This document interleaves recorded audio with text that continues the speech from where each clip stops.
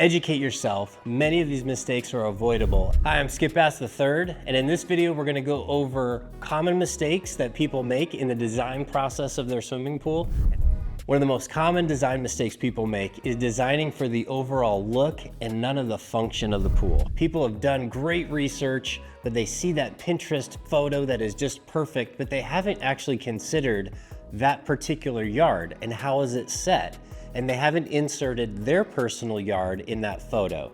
For example, in that particular photo, the entry level of the steps could be in a completely different portion of the yard, whereas you might enter and exit the home in a completely different space. So you want to make sure that you're designing this pool for your yard and not necessarily that Pinterest photo that you saw. Another common mistake we see is that when budgeting for a new pool or new backyard, a lot of folks will tend to set their budget based on advertised pricing. This is really risky. In the pool industry, we call it a loss leader. It's kind of like seeing the sticker price on the windshield of a car. You see that that sticker price fits your budget, and then you go inside and wonder, where in the world did that price go? It got hiked up on you. So we really encourage you, do deep homework. A common mistake we see is ignoring or not considering the equipment that's either underneath the pool or at the pool equipment area.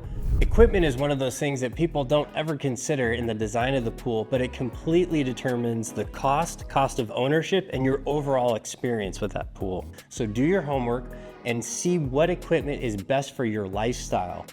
Many of these mistakes are avoidable as long as you're empowered with the right information ahead of time.